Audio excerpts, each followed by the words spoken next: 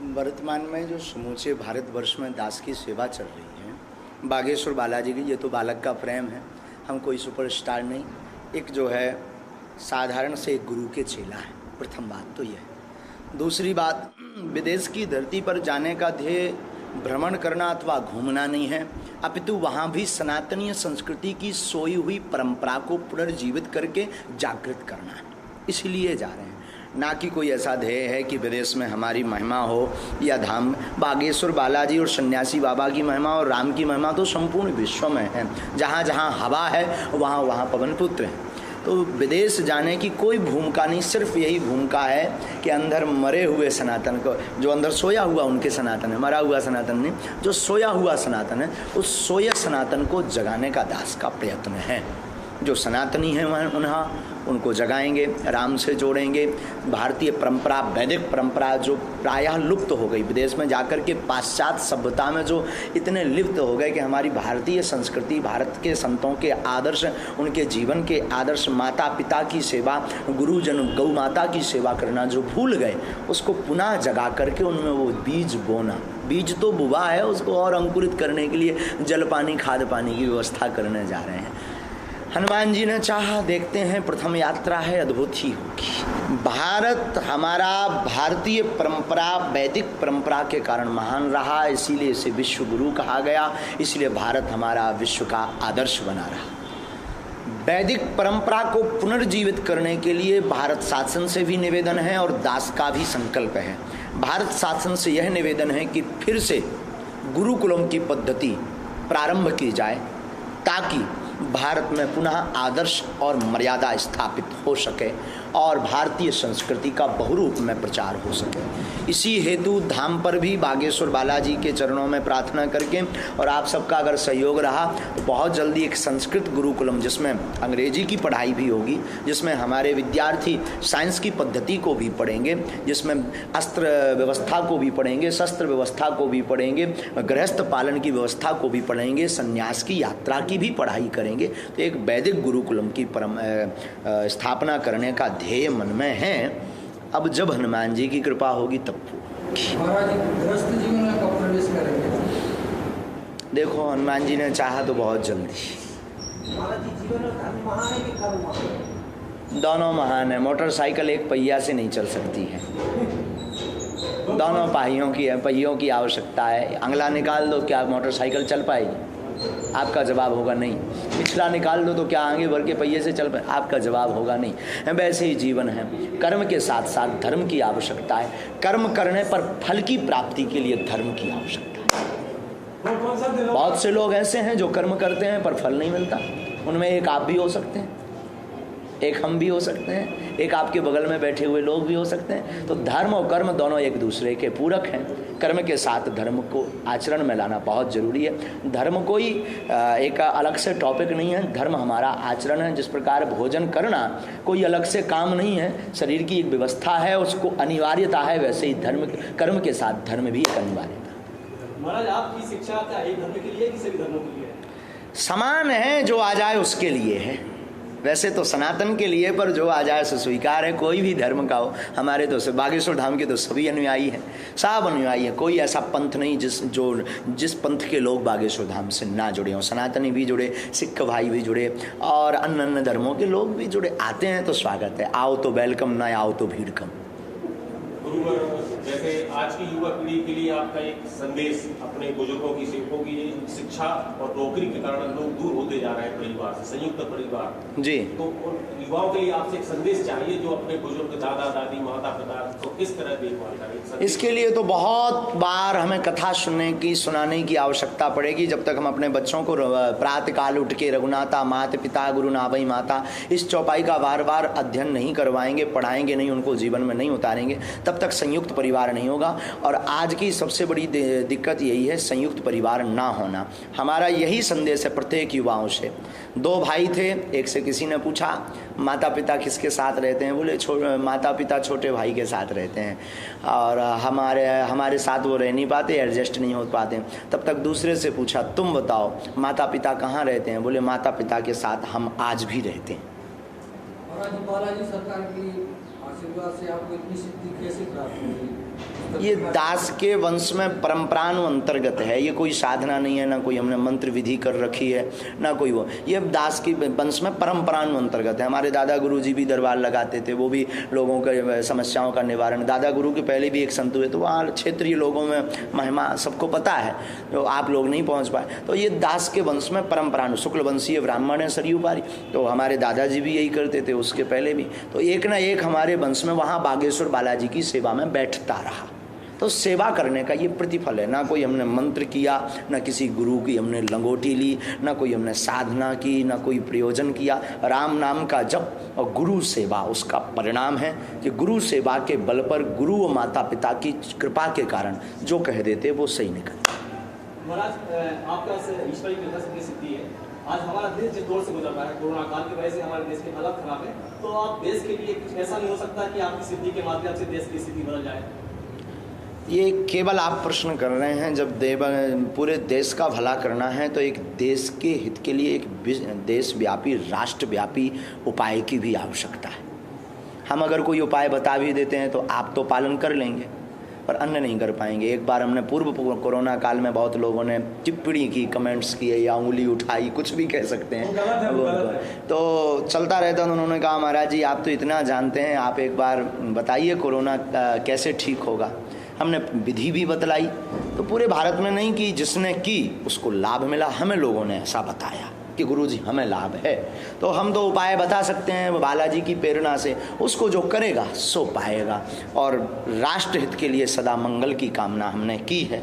और राष्ट्रहित के लिए अगर आप पुनः कहो कि कोरोना के लिए आप हमारी मीडिया के माध्यम से बताओ, हम यही कहेंगे आओ लौटें वेदों की ओर, फिर से घर घर यज्ञ करवाओ, हर नगर में यज्ञ करवाओ, हवन करवाओ, गौ घृत से करवाओ, गौ माता का पालन प्रारंभ करो। जो गौ माता की दुर्दशा हुई वही आज मानव की दुर्दशा है। गौ माता को मुसीका लगाया, हम लोग भी मुसीका लगाए फिर रहे हैं। गौ माता को डंडे मारे, सो लॉकडाउन में पुलिस ने अपन डंडा मारे।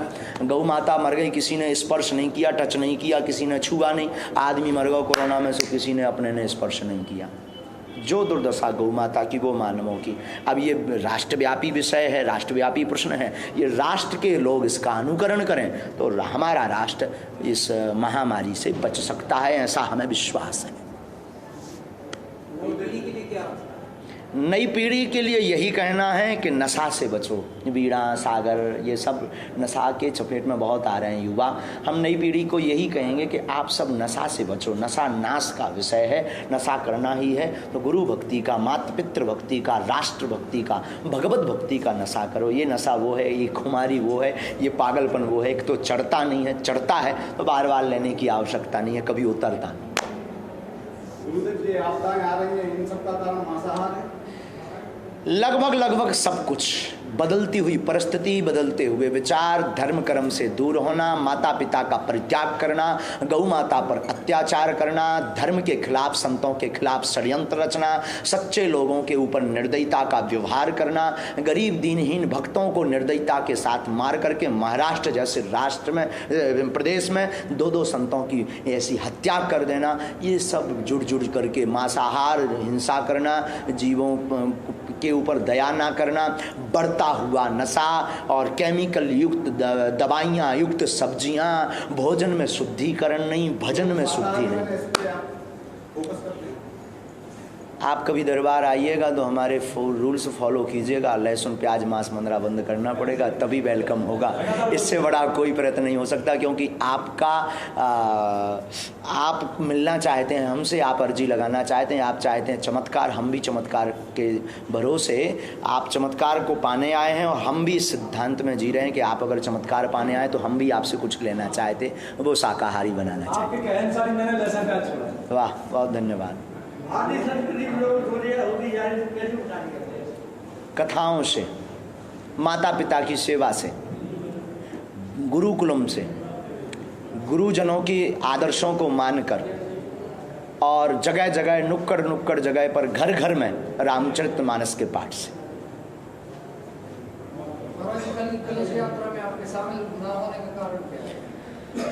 तीन कारण है। एक तो विलंब हो गया था, बहुत थके हुए थे, यात्रा दूर से करके आए थे, हम दिल्ली से आए थे। वहाँ से घूमते हुए जहाँ हम कर रहे थे कथा, फिर धाम पर, फिर धाम से होते हुए दिल्ली, दिल्ली से होते हुए घूम घाम करके भोपाल, फिर भी 2.5 घंटे की यहाँ रास्ता।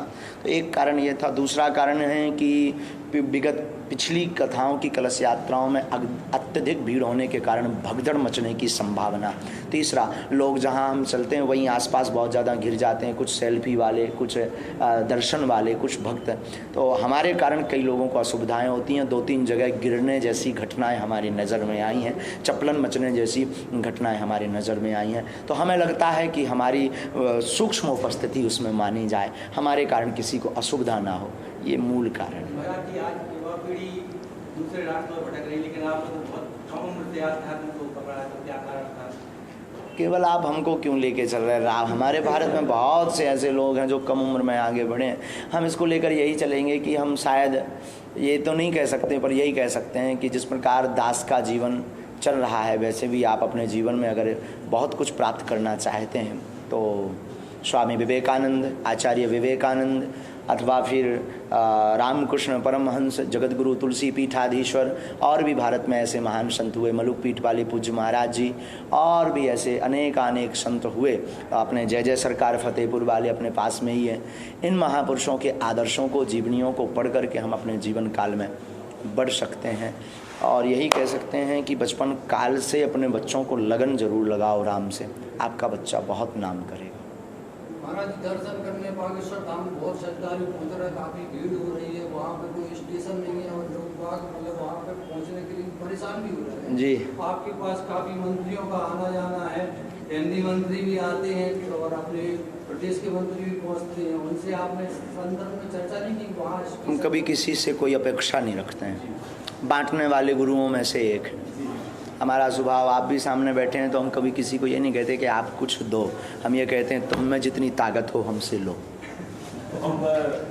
और जब हम तुम्हारे ऊपर बालाजी से प्रार्थना करके तुम्हारे ऊपर कृपा करवा रहे हैं, कभी तुमको खबर आए तो कर देना। हम अपेक्षा वालों में से नहीं है, ना अपेक्षा रखते हैं। अपेक्षा एक हमारी हनुमान जी से, किसी को अच्छा लगे या बुरा लगे, अपेक्षा एक हनुमान जी से। ना हम व्यक्तिगत कोई काम बताते हैं, ना सार्वजनिक कोई काम बताते हैं। उसके लिए हमारा बागेश्वर परिवार बहुत बड़ा है। हमें अपने बच्चों पर गर्व है, अपने प्यारे शिष्यों पर गर्व है कि वो दिल खोल करके हमें समर्पित होकर के, हमारे मुँह से निकलता है कि हमें गाड़ी लेनी है, वो 2-2 खड़ी कर देते हैं। हमारे मुंह से निकलता है हमें 108 बेटियों का विवाह करना है, वो 200 बेटियों का धन लेकर के आ जाते हैं। तो हमें लगता है कि अच्छा, विषय ये भी है कि हम जिस दरबार में बैठे हैं वो दाता बना बैठा हो, हम भी किसी से मांगे, तो ये विरोधाभास जी। यहाँ भी की जगत गुरु जी जी, हाँ, ये भी शिष्य परंपरा चल रही है। कहते हैं गुरु की बापोती पर चेला की बापोती होती है, गुरु के स्थान पर चेला का।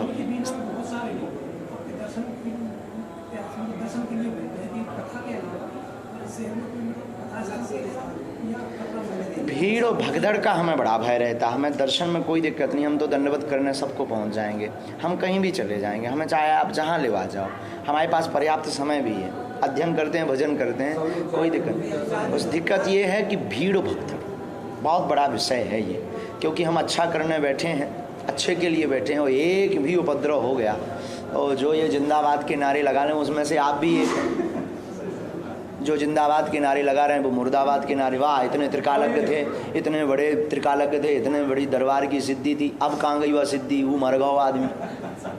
आफत है साहब, बहुत आफत है इस संसार में। लेकिन हम कल से दरबार में निकल रहे हैं, रोज कल जाएंगे, 9 बजे पहुँच जाएंगे हम पंडाल। तो वहाँ दरबार, 2 दिन दरबार, तीसरे दिन भभूति, और चौथे दिन कोशिश, रात को हमने आज बात की है, अगर पुलिस व्यवस्था से थोड़ा सा हमारा वो हो जाएगा, कम्युनिकेशन हम बात करेंगे बच्चों को, तो पहले से ही सब व्यवस्थित करके रात को रोज़ 10-20 मिनट के लिए बाहर बैठेंगे। आपकी आज्ञा शिरोधा है। गुरु जी, भीड़ की बात आई तो अक्सर समस्याओं के निराकरण के लिए पेशी की बात होती है कि वहाँ पे वहाँ पे जाके हम पेशी जी तो कोई ऐसी व्यवस्था पेशी के लिए हो सकती है कि हम जहाँ स्थानीय वहाँ पे हम भगवान हनुमान जी के भगवान महिमा जो टावर है वो बागेश्वर धाम है, हनुमान जी तो सब जगह हैं। इसको आप यूँ समझ लीजिए, अगर 1 मिनट का समय हमें आप दें, हवा तो सब जगह है, यहाँ भी है तो आपके घर में भी होगी, आपके पड़ोस में भी हवा होगी, निश्चित है। विदेश में भी हवा है, तब तो सब जीवंत है। हवा तो सब जगह है, उसी प्रकार हनुमान जी सब जगह हैं, पर जो कूलर के सामने बैठता है उसे हवा ज़्यादा लगती है। उसी प्रकार हनुमान जी सब जगह हैं, पर जहाँ संत तपस्या करते हैं वहाँ हनुमान जी ज़्यादा कृपा करते हैं। उस स्थान का नाम बागेश्वर।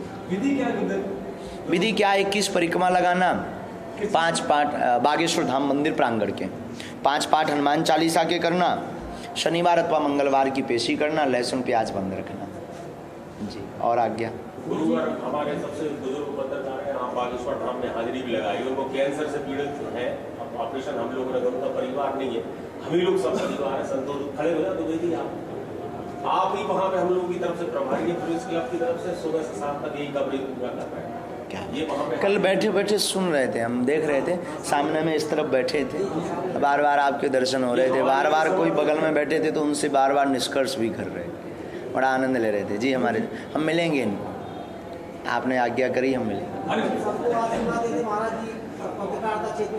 भगवान करे आप सबकी बुद्धि ठीक रहे, सत्य का आप सब खूब साथ दो। हम तो नालायक हैं, हमारे लिए आए तो कोई दिक्कत नहीं, पर उनके घर पर भी आप पहुँचो जिनकी आपको बहुत ज़रूरत है, जिनका सत्य के कारण जिनका दिल एकदम दुख रहा है। भगवान करे आप ऐसी न्यूज़ों को बार बार निकालते रहो, सत्य का साथ देते रहो, खूब विवेक बढ़वे, आपके परिवार में खूब शांति रहे। और सबसे खतरनाक जीवन है पत्रकार का, क्योंकि आज तो आप छाप रहे हैं, रात को कोई और बड़ा फ़ोन आ जाए तो तुरंत डिलीट हो जाएगी न्यूज़। बहुत विचित्र जीवन है आपका, बहुत अद्भुत जीवन है आपका। ऐसी व्यवस्था में भी आप सबको लेकर के चलते हैं, निश्चित रूप से ये बहुत बड़ा, वो कहते हैं विरोधाभास में जीवन। निश्चित रूप से बालाजी ऐसी कृपा करें कि आप सबको संतुष्ट कर पाएँ, ये हमारा आशीर्वाद। बालाजी के चरणों में मंगल कामना।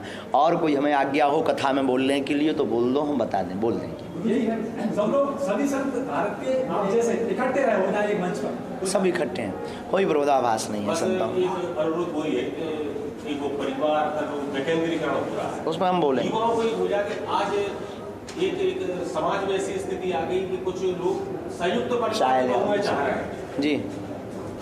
ये स्थिति बन गई कि उन्होंने कहा संयुक्त परिवार नहीं है तो दिक्कत आ रही है, अकेलापन इंसान को बहुत ज्यादा है। जी जी बिल्कुल। बुजुर्गों की सेवा हम चाहते हैं कि अपने देश में वृद्धाश्रम ही बंद हो जाए। वाह, धन्यवाद धन्यवाद भगवान, धन्यवाद जी जी।